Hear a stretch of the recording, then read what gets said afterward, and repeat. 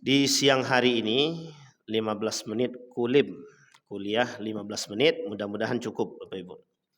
Dimulai dari ayat Al-Qur'an yang disampaikan atau yang difirmankan oleh Allah Subhanahu wa taala dalam surat Al-Mu'minun. Kata Allah, "Kulu min thayyibati wa'malu salihah." Kata Allah dalam Al-Qur'an, "Kulu minat thayyibat wa'malu salihah." Ayat ini punya sinergi yang cukup. Kata Allah, makanlah yang baik-baik. Kemudian wa'malu salihah. Lakukan perbuatan-perbuatan yang soleh atau yang baik, amal soleh. Kalau kita pakai model rangkum, orang yang memakan yang baik akan menghasilkan amalan yang baik. Tapi justru sebaliknya, kalau memakan yang tidak baik, maka dia akan menghasilkan perbuatan yang tidak baik. Pertanyaannya, apakah ada korelasi antara makanan yang baik dengan perilaku yang baik? Atau sebaliknya, apakah ada korelasi dengan makanan yang tidak baik dengan perilaku yang tidak baik? Ini poin utama dari ayat tersebut. Yang kedua, makna ayat ini oleh para ulama-ulama tafsirul Quran mengatakan, "Kulu minat thayyibat wa'malu salihah" ini adalah kebalikan atau mafhumul mukhalafah. Ada paham sebaliknya. Apa paham sebaliknya itu? Setiap orang yang memakan makanan yang tidak baik berpotensi menghasilkan akhlak yang tidak baik. Kita ambil contoh. Satu cerita yang dikemukakan oleh Ustadz Omar Mita. Beberapa waktu yang lalu dalam ceramahnya beliau menyampaikan begini. Ada seorang anak masuk ke dalam pesantren. Di pesantren tersebut anak ini brutal, nakal. Sudah diingatkan berkali-kali, dikasih peringatan berkali-kali. Bahkan kepala sekolah, guru-gurunya bilang, "Ustadz, anak ini sudah tidak bisa lagi untuk diperbaiki akhlaknya." Guru-gurunya kalau dibilang frustasi mungkin tidak frustasi, tetapi lebih tepatnya guru-gurunya kurang mampu memberikan hal tersebut. Ada banyak faktor. Kemudian kepala sekolahnya bilang begini sama guru-guru, "Apa keputusannya?" "Keputusannya Ustadz, kita keluarkan anak ini dari pesantren ini. Karena sudah terlalu sering. Kalau tidak dikeluarkan akan berakibat pada pengaruh kepada yang lain." Singkatnya Bapak Ibu sekalian yang berbahagia, kata kepala sekolahnya, "Biar saya yang antar anak ini ke rumah kepada orang tuanya. Karena orang tuanya menitipkan kepada saya." Dibawalah ke rumah oleh kepala sekolah tadi. Sampai di rumah, apa kata kepala sekolahnya? "Anak ini mau dikeluarkan karena sudah sering kali buat onar." Menangis bapaknya. Bapaknya nggak mau, menangis. "Ustadz, bisa ndak cara lain? Jangan dikeluarkan." Ucapan bapaknya itu yang membuat kepala sekolah ini agak sedikit mengibah. Tidak ada lagi harapan kami jika anak ini keluar dari pondok. Akhirnya apa yang terjadi dengan pihak kepala sekolah tadi? "Kalau begitu Bapak, izinkan kami berikhtiar kembali mendidik anak Bapak." Di tengah ucapan itu kebetulan teringat dalam benaknya Bapak kepala sekolah tadi untuk bertanya pekerjaan kepada orang tuanya. Ditanya, ini cerita nyata Pak, fakta. Diceritakan oleh Ustadz Omar Mita. Kebetulan kepala pesantren itu kawannya beliau. Diceritain langsung, ditanya, "Pekerjaan Bapak apa?" Dijawablah sama Bapak tadi, salah satu pekerjaannya adalah adanya unsur ribawi dalam pekerjaan dia. Dijawab sama beliau nih, dijawab langsung. Kata pihak kepala sekolahnya, "Oke Pak, kalau begitu kita ikhtiar. Bapak ikhtiar, kami ikhtiar. Kami ikhtiar, anak ini kami didik, tapi satu permintaan saya, Bapak ikhtiar mencari pekerjaan lain." Karena bapak ini tadi menangis, tidak ada harapan. Dia berharap anak ini bisa selesai dari pondok. Apa dijawab? Kata bapak tadi. Dijawab langsung sama bapaknya. "Mulai hari ini Ustadz kasih saya 1 bulan, saya tinggalkan pekerjaan saya." Dilalah Bapak Ibu, sebulan kemudian dipenuhi jawabannya. Dipenuhi pernyataan tersebut. Keluar bapak tersebut. Keluar. Apa yang terjadi? Yang terjadi 2 bulan kemudian perilaku anaknya sedikit demi sedikit membaik. Dan itu progres itu dilihat terus sama pihak kepala sekolah tadi. Artinya Bapak Ibu, perkataan Allah dengan fakta yang terjadi itu sejalan. perkataan firman Allah tadi. Itu sejalan. Bahkan di dalam riwayat yang lain, di dalam ayat yang lain Allah berkata, kata Allah, ya ayyuhalladzina amanu ittaqullaha wa dharu ma baqiya minar riba. Kata Allah, takutlah kepada Allah, jauhi perbuatan riba. Kalau masih eksis Anda dengan ribawi, fa'dzanu biharbim minallah. Siap-siap aku perangi. Diperjelas oleh para ulama apa yang dimaksud diperang di sini. Yang diperang itu rumah tangganya, Pak. Berbagai macam aspek dalam rumah tangga itu diperangi oleh Allah. Baik itu kehidupannya, ketidaktenangannya, hancurnya, berantakan, anaknya, semua, Pak.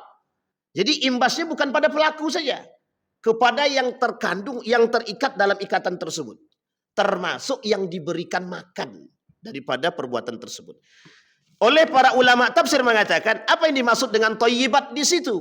Kata ulama tafsir, yang dimaksud dengan thayyibat di situ adalah makanan yang halal lagi thayyib. Halal lagi thayyib. Ayat ini ada dua. Ayat pertama mengatakan, ya ayyuhalladzina amanu kulu min thayyibati ma razaqnakum washkuru lillahi in kuntum iyyahu ta'budun. Satu. Dalam ayat ini Allah tidak bilang halalan. Kenapa Allah tidak bilang? Panggilan Allah orang beriman.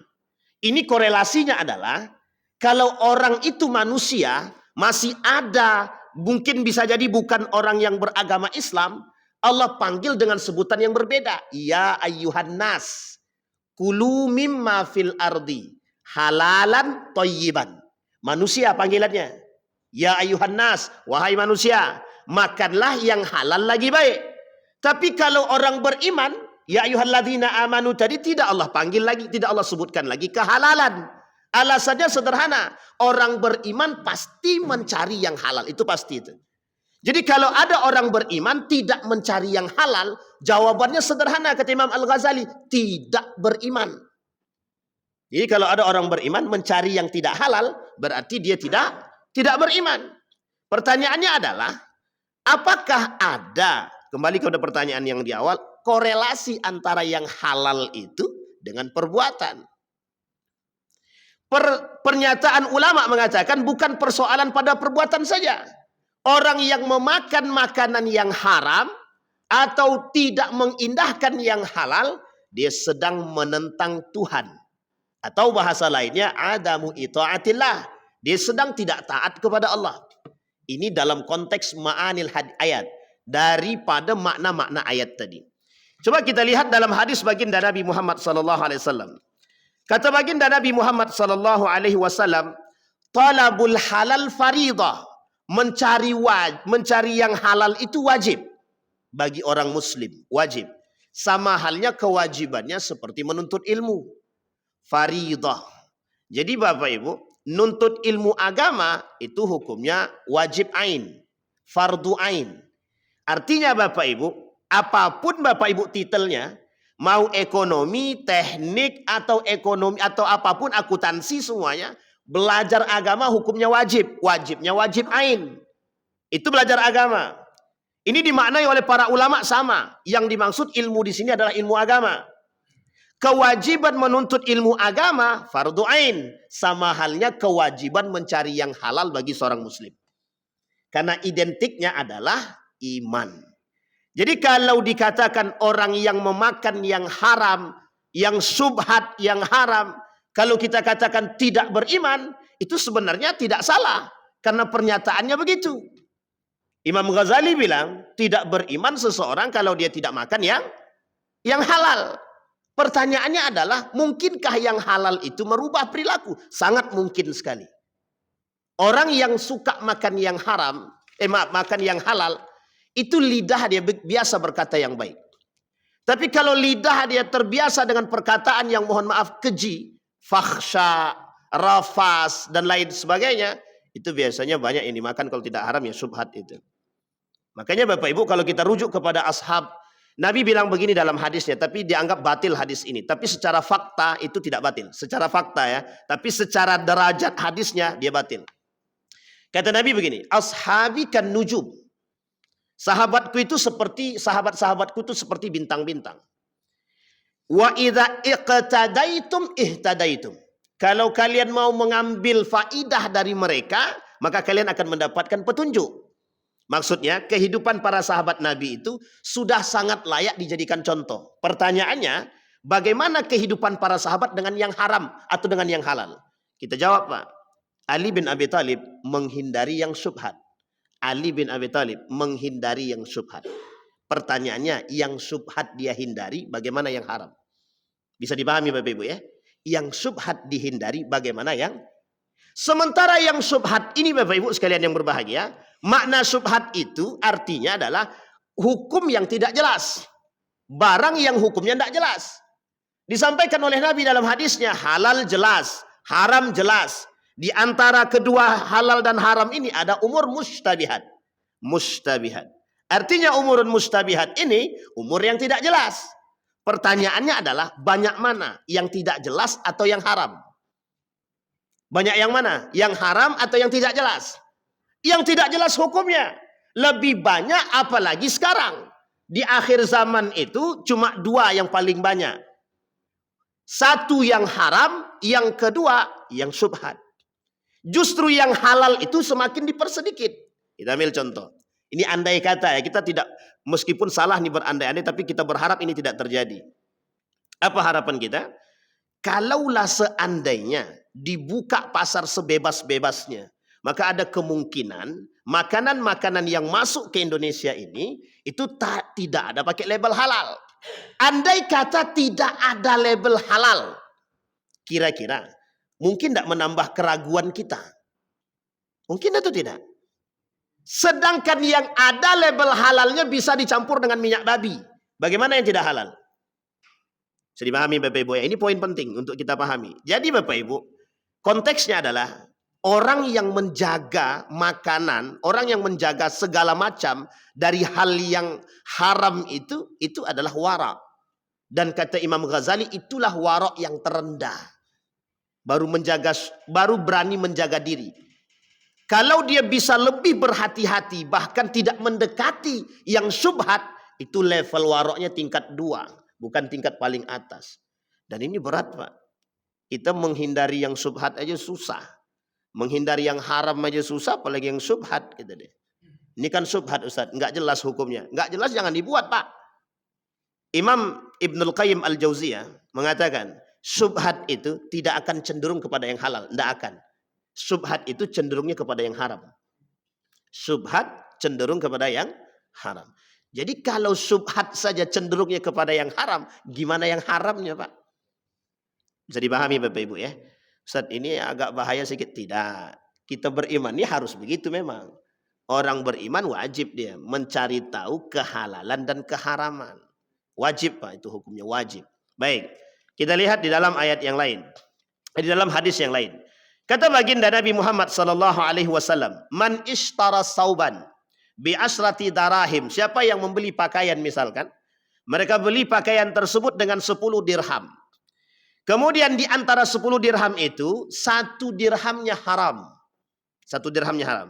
Maka apa kata Nabi?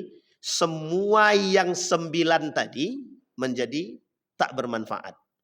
Artinya kalah yang 9 yang halal kalah dengan 1 yang haram. Oh itu berat sekali Pak.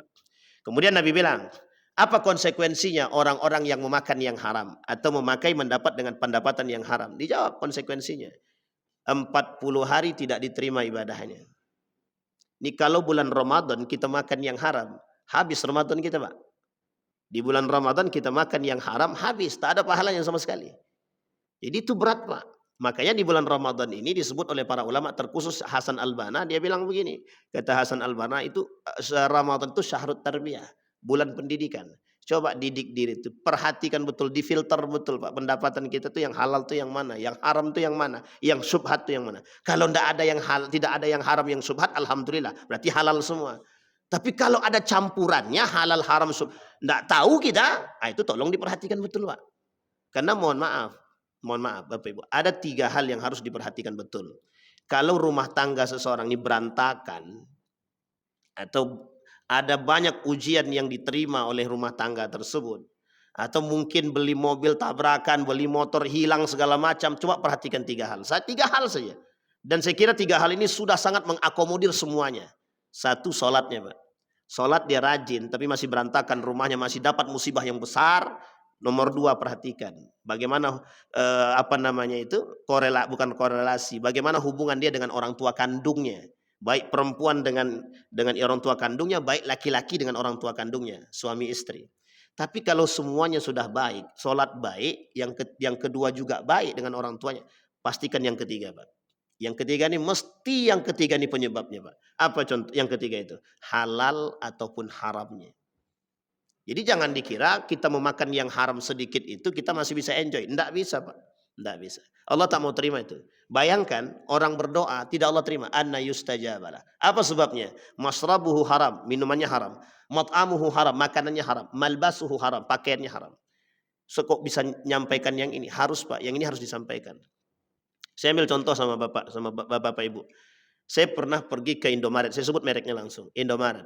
Di Indomaret itu kita belanja, Pak. Belanja, bersisalah duit saya, kembalian saya itu sekitar pokoknya 9.800.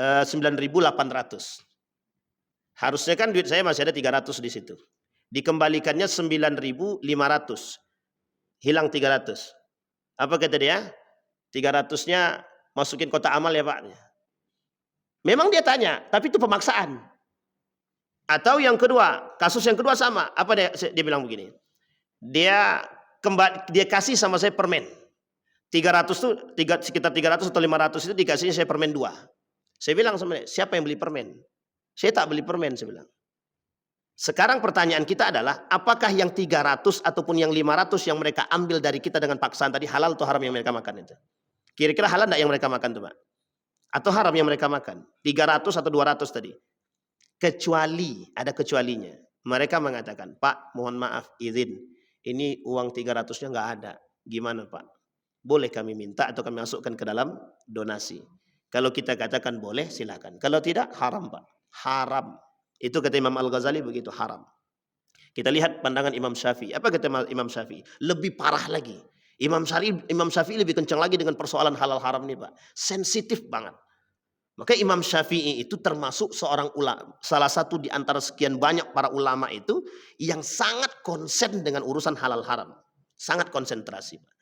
Termasuk Imam Al-Ghazali. Jadi Bapak Ibu sekalian yang berbahagia, banyak sekali perbuatan di muka bumi ini yang mengarahkan kita kepada perbuatan yang halal ataupun yang haram. Kita ambil contoh Bapak Ibu. Starbucks itu label halalnya ada. Label halalnya ada. Tapi majelis ulama mengatakan itu haram. Ini ada kaitannya dengan halal toyib. Pertanyaannya, Starbucks itu toyib atau tidak toyib? Baik atau tidak baik? Itu pertanyaan. Kalau ditanya halal, dia ada label halalnya, Pak. Ada label halalnya. Kuaci itu ada label halalnya. Tapi Bapak Ibu mungkin tidak pernah temukan. Tapi saya menemukan. Ada kuaci yang dicampur dengan minyak babi. Tapi label halalnya ada. Label halalnya ada. Pertanyaannya apa hukumnya itu? Minyak babinya ada. Label halalnya ada. Kira-kira hukumnya apa? Tetap haram atau tetap halal? Bisa dipahami Bapak Ibu ya. Ini segelintir ilustrasi. Dan ilustrasi yang saya sampaikan fakta, kenyataan. Itu yang kita temukan, Pak. Jadi sekarang ini, Pak, mencari yang halal ini susah. Mencari yang halalan toyiban itu susah. Maka kadang-kadang saya berpikir, mungkin dulu ada benarnya perkataan Megawati itu. Kembali direbus sajalah, kata dia. Jadi makan ubi rebus, ketela rebus, sayur rebus gitu. Jadi lebih jelas sehatnya gitu kan. Tapi pertanyaannya muncul, itu yang tidak kita temukan sekarang. Hampir jarang kita temukan makanan-makanan begitu. Yang banyak kita temukan adalah KFC. KFC sudah diharamkan sama Majelis Ulama Indonesia. Meskipun label halalnya masih ada. Dan lain sebagainya. Nestle itu makanan favorit orang. Meskipun sudah itu masih produknya Israel ataupun Yahudi misalkan. Keharamannya kan karena faktor itu. Artinya Bapak Ibu banyak sekali sesuatu yang mengarah kepada yang haram hari ini. Makanya saya pernah sampaikan, kalau saya tak salah saya pernah sampaikan di sini. Babi itu saja, babi itu punya nama dalam bahasa Inggris hampir sekitar 100. Dari produk babi ini saja, dari babi seekor babi ini bisa melahirkan 100 produk. Salah satunya adalah sabun. Gimana dengan mohon maaf minyak babi? Seorang peneliti dari Amerika itu mengatakan begini. Kata dia, minyak babi itu kalau dicampur dengan makanan membuat makanan enak. Pertanyaan kita, apakah semua makanan yang enak itu bisa jadi dicampur dengan minyak babi? Belum tentu juga kan? Tapi pertanyaannya adalah pernah terbukti marshmallow campur minyak babi? Pernah terbukti marshmallow campur minyak babi. Berarti banyak sangat anggota daripada badan babi ini yang dipotong-potong kemudian dicampur dengan makanan-makanan yang ada. Bisa dipahami sampai di sini Bapak Ibu. Pertanyaan muncul lagi. Apa tujuannya? Nah, kita lihat Bapak Ibu, apa tujuannya? Orang yang memakan yang haram sedikit demi sedikit bisa membuat orang jauh daripada Allah. Kita buktikan. Bapak Ibu coba bermaksiat. Sekali saja bermaksiat. Itu yang tadinya rajin ibadah. Mulai berkurang sedikit demi sedikit Pak ibadahnya. Kenapa saya berani bilang begitu? Karena banyak sekali pembuktiannya. Orang yang memakan yang haram itu malas ibadah Pak. Ustadz, si fulan nih bin fulan tuh rajin nih ibadah Ustadz. Meskipun yang dimohon maaf cara mendapatkannya tidak halal Ustadz, haram. Itu mesti sholatnya nggak benar. Kenapa saya bilang nggak benar? Sekalipun dia rajin sholat, dia sholatnya bukan untuk Allah, mesti untuk manusia. Karena rasa takut dia bukan takut kepada Allah, takut tidak dipuji, takut tidak mendapatkan pencitraan, takut tidak mendapatkan pujian dari masyarakat. Hati-hati Pak. Jadi makan yang haram sedikit saja yang haram kita makan akan mempengaruhi. Tapi kalau saran saya jangan dicoba. Cuma kalau mau lihat silahkan lihat di sekitar kita. Jangan tengok kiri kanan ya. Tapi masuk di sekitar rumah tangga kita saja. Di sekitar perumahan kita yang tinggal di perumahan. Coba perhatikan. Sesekali saja tengok. Betulkah perkataan Allah itu? Boleh Pak kita melakukan penelitian tentang itu. Boleh banget. Seorang profesor dari Jepang sudah melakukan penelitian. Cuma saya tidak tahu secara valid apa yang beliau sampaikan. Makanya saya tidak berani mengutarakan. Inti dari yang beliau sampaikan. Sedikit makanan yang haram merubah mindset, merubah perilaku.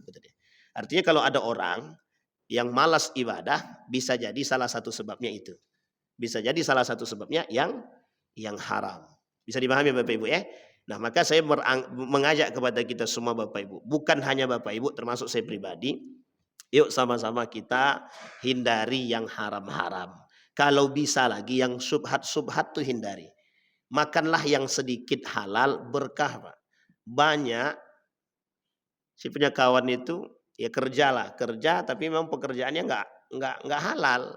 Dia jualan minuman, jual bir dapat untung besar, naik umroh dia berangkat umroh. Jadi saya tanya, Bapak ente umroh pakai duit apa? Ya duit jual bir itu kata dia. Kan kacau juga tuh, umroh pakai duit bir. Pertanyaannya diterima nggak sama Allah itu? Itu kalau kita rujuk kepada ayat tadi, Allah tak mau terima itu. Tidak akan Allah terima ibadahnya, tidak akan Allah terima. Itu kalau kita mau merujuk pada hal tersebut. Dari penjualan yang haram, dia memakan yang haram.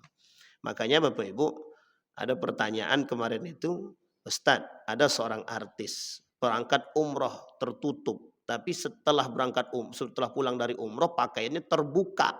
Setelah terbuka orderannya makin banyak. Allah cara jawabnya dalam Al-Quran itu sederhana. Akhadnahum baghtatan. Kami cabut sedikit demi sedikit daripada keberkahan dia kata dia. Akan datang satu masa kepada mereka kehancuran itu. Tapi sedikit demi sedikit kami cabut keberkahannya. Begitulah ibaratnya orang yang memakan yang haram Pak. Allah cabut sedikit demi sedikit keberkahan dalam rumah tangganya. Bisa jadi anaknya ya, bisa jadi istrinya, bisa jadi orang tuanya, bisa jadi mereka dalam satu rumah, ujian bertubi-tubi dan lain sebagainya. Bisa jadi salah satu penyebabnya adalah yang kita makan yang haram, yang kita dapatkan dengan cara yang haram. Mudah-mudahan Bapak Ibu. Cukup Ustaz? Nah, kalau tak disuruh berhenti, dia tak berhenti nih Ustaz.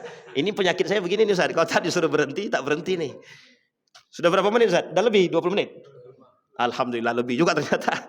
Tadi 15 menit jadinya 25 menit. Mudah-mudahan Bapak Ibu ini pengingat bagi kita. Saya tidak mengatakan untuk Bapak Ibu, tapi untuk kita semua. Mudah-mudahan bisa kita memakan yang halal di tengah campur aduk dunia yang serba rumit ini. Dan mudah-mudahan kita bisa bertahan, insya Allah wafat dalam keadaan husnul khatimah. Amin ya rabbal alamin. Mudah-mudahan bermanfaat bagi kita semua. Oh ya, tanya jawab. Bapak Ibu ada 25 menit itu ada yang mau ditanya jawab lagi. Bapak Ibu ada yang mau ditanyakan silakan. Enggak ada alhamdulillah itu berarti. Ada Pak? Ibu-ibu ada yang mau ditanyakan? Kalau semakin ditanya Ustaz semakin banyak nanti masalahnya itu katanya. Bapak-bapak ada yang mau ditanyakan? Cukup?